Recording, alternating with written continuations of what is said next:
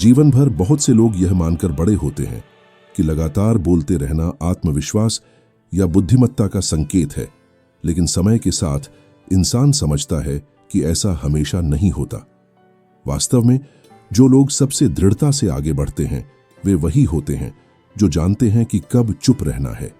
कुछ प्राचीन विचारकों का कहना था कि मन तभी मजबूत होता है जब वह उन परिस्थितियों में भी शांत रह सके जिन्हें वह नियंत्रित नहीं कर सकता, और शायद आज तुम्हें भी इसी बात की आवश्यकता है।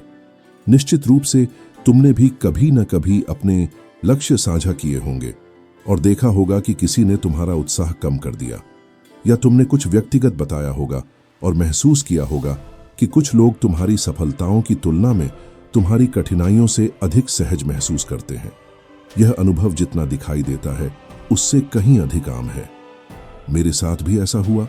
एक समय था जब मैं अपना हर छोटा सा प्रगति कदम लोगों को बता देता था, इस मासूम विश्वास के साथ कि सभी मेरे लिए अच्छा ही चाहेंगे।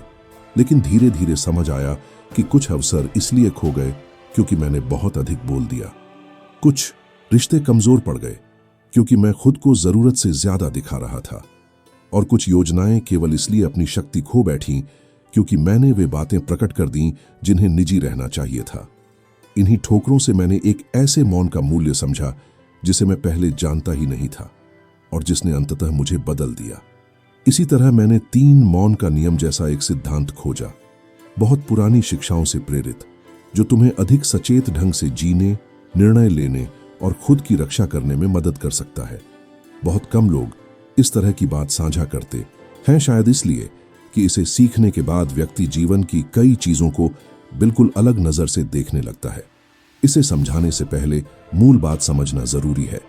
कुछ चिंतकों का मानना था कि मनुष्यों की अधिकांश बेचैनी लगातार ध्यान आकर्षित करने या खुद को साबित करने की आवश्यकता से पैदा होती है।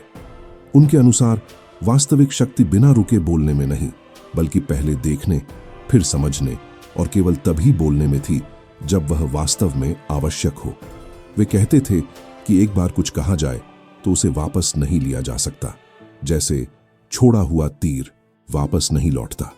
और आश्चर्य है कि सदियों के बाद भी हम वही गलतियां दोहराते रहते हैं। मैं स्वयं भी एक ऐसी स्थिति से गुजरा जिसने मेरी पूरी दिशा बदल सकती थी और जिसने मुझे यह शिक्षा हमेशा के लिए दे दी।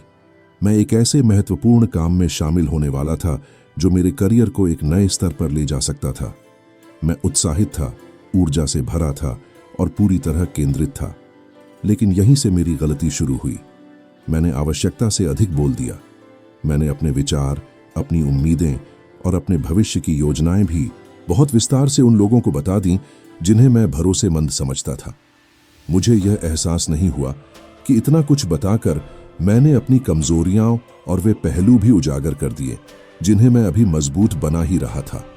इसके बाद जो हुआ वह कोई सीधा हमला नहीं था, बल्कि छोटी छोटी बातें थीं जो चिंता का रूप लेकर संदेह बो रही थीं। वह अवसर जो शुरू में इतना मजबूत लग रहा था धीरे धीरे टूटने लगा और अंत में मैं उसे खो बैठा।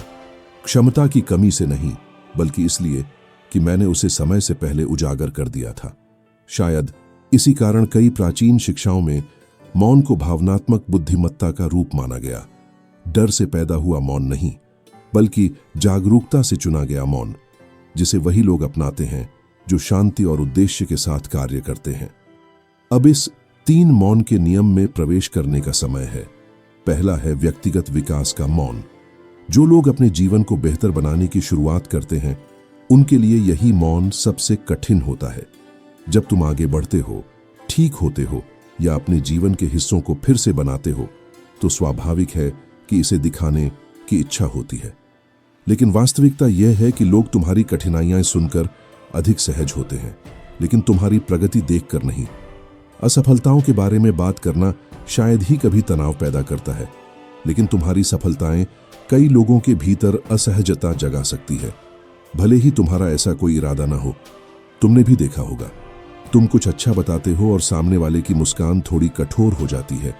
तुम कोई नया योजना बताते हो और दूसरा व्यक्ति ऐसा टिप्पणी कर देता है जो तुम्हारा उत्साह कम कर देता है। या तुम कुछ ऐसा साझा करते हो जिसने तुम्हें खुशी दी, और सामने वाले की चुप्पी अचानक अजीब लगने लगती है। बिना घोषणा के बढ़ने का मतलब छिपना नहीं है, बल्कि खुद की रक्षा करना है। वास्तविक प्रगति किसी घोषणा की मोहताज नहीं होती। वह धीरे धीरे तुम्हारे व्यवहार, तुम्हारी आदतों और तुम्हारे परिणामों में दिखाई देने लगती है। ये एक पेड़ की तरह है।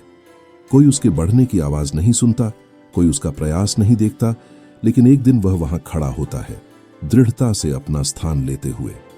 मैंने भी यह शिक्षा बहुत गहराई से सीखी।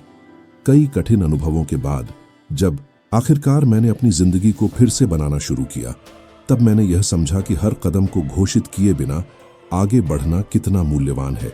यह आश्चर्यजनक है कि जब कर्म स्वयं बोलते हैं तो चीजें कितनी अधिक सामंजस्यपूर्ण तरीके से आकार लेती हैं। जो उजागर नहीं होता उसे कोई बाधित नहीं करता, जो दिखाया नहीं जाता उसे कोई रोकने की कोशिश नहीं करता। यदि आप बदलाव की प्रक्रिया शुरू कर रहे हैं तो याद रखें कि हर बात समझाना आवश्यक नहीं है। कभी कभी मौन ही आपके विकास की सबसे सिगूरा रक्षा बन जाता है।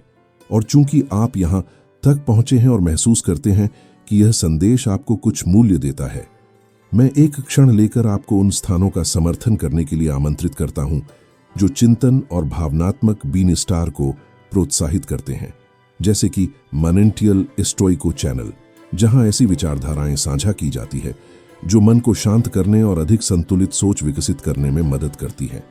अब आगे बढ़ते हैं दूसरे मौन की ओर।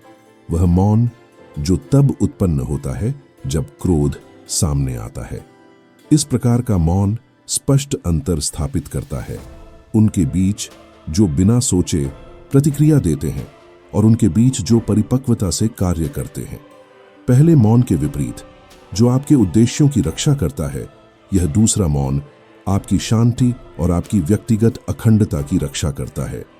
हम एक ऐसे वातावरण में रहते हैं जहां बहुत से लोग किसी भी टिप्पणी पर आवेग में प्रतिक्रिया दे देते हैं, लेकिन शांति चुनना वास्तव में एक प्रकार की शक्ति बन सकता है। उत्तेजनाएं अक्सर प्रतिक्रिया प्राप्त करने के लिए होती हैं, और जब कोई व्यक्ति फट पड़ता है तो अनजाने में वही देता है जिसकी दूसरे को उम्मीद होती है। पुरानी शिक्षाएं याद दिलाती थीं कि कोई भी आपको आपका नियंत्रण खोने पर मजबूर नहीं कर सकता जब तक कि आप स्वयं उस खेल में भाग न लें। यह सच है। कई बार मैंने बिना सोचे प्रतिक्रिया दी और इसका असर यह हुआ कि मैंने मित्रताएं, सम्मान और महत्वपूर्ण अवसर भी खो दिए। सबसे कठिन बात यह समझना है कि इनमें से कई स्थितियां टल सकती थीं यदि मैंने जवाब देने से पहले कुछ सेकंड का विराम लिया होता। क्रोध के सामने मौन रखना सब कुछ सह लेना नहीं है। इसका अर्थ है पहले विश्लेषण करना, स्पष्टता से प्रतिक्रिया देना और यह तय न होने देना कि आपका इंपल्सिव मन आपकी ओर से निर्णय ले।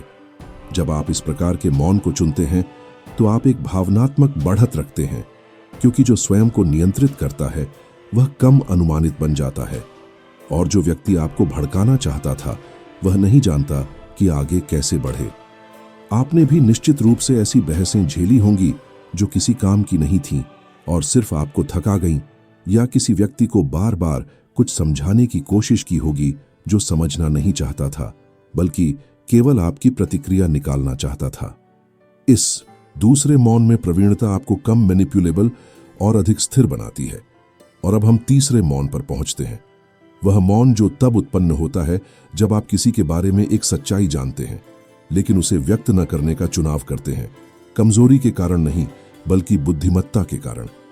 ऐसा समय आता है जब आप जान लेते हैं कि किसने आपकी पीठ पीछे बात की, कौन आपके प्रति ईमानदार नहीं था या किसने आपका अपमान किया, और फिर भी आप पहले चुप रहकर देखना चुनते हैं।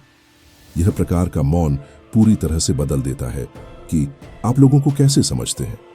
सत्य जानना आपको दृष्टिकोण देता है, और उस सत्य को आवेग में प्रकट करना केवल आपकी स्पष्टता कम करता है।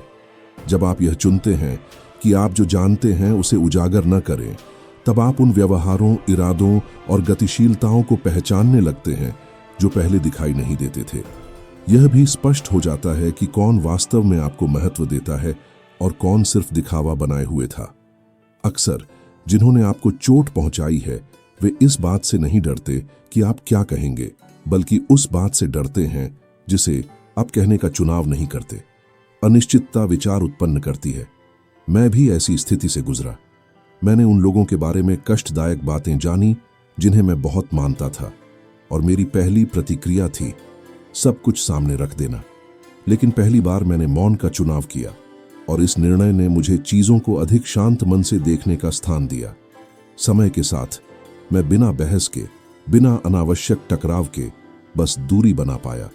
इस मौन ने मेरी शांति को सुरक्षित रखा और मुझे सही समय पर दबाव के बिना कार्य करने की अनुमति दी। यह तीसरा मौन, सत्य के सामने मौन, आपको एक दृढ़, कम प्रभावित होने वाली और अधिक सजग स्थिति देता है।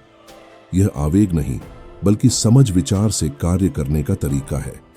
ये तीनों मौन किसी तकनीक से अधिक एक जीवन दर्शन है, उन लोगों का तरीका जो शांति, रणनीति और परिपक्वता को प्राथमिकता देते हैं। बिना सोचे समझे बोलना अक्सर समय और ऊर्जा की बर्बादी करता है, जबकि मौन आपको अधिक स्पष्टता से देखने, समझने और बेहतर निर्णय लेने की अनुमति देता है। जब आप उस मौन में निपुण हो जाते हैं जो आपके प्रोग्रेसों की रक्षा करता है, तो आप दूसरों को आपके प्रोसेसर्स में हस्तक्षेप करने से रोकते हैं। जब आप क्रोध के सामने मौन में निपुण होते हैं, तो आप अपनी भावनाओं पर नियंत्रण रखते हैं, और जब आप सत्य के मौन में निपुण होते हैं, तो आप अधिक स्वतंत्रता से, बिना आसानी से प्रभावित हुए कार्य करते हैं। मौन आवाज की कमी नहीं है, यह आपकी ऊर्जा को सचेत रूप से निर्देशित करने का एक तरीका है। यदि यह संदेश आपके भीतर प्रतिध्वनित हुआ है, तो आप टिप्पणियों में साझा कर सकते हैं कि 3 मौनों में से आपको किस पर अधिक काम करने की जरूरत महसूस होती है। अपनी सोच व्यक्त करना आपके अपने प्रोसेसों को मजबूत करता है और उन लोगों की भी मदद कर सकता है जो कुछ समान अनुभव कर रहे हों। और यदि आप रोजाना आंतरिक शांति विकसित करना और अपने भावनात्मक विकास को मजबूत करना चाहते हैं, तो आप मनेंटियल स्टोइको जैसे स्पेसियोस का समर्थन कर सकते हैं, जहां ऐसी आइडियाज मिलती हैं जो एक अधिक स्थिर, विचारशील और सजग जीवन बनाने में मदद करती हैं। कभी कभी चुप रहना पीछे हटना नहीं होता, बल्कि सबसे बुद्धिमानी भरा कदम चुनना होता है।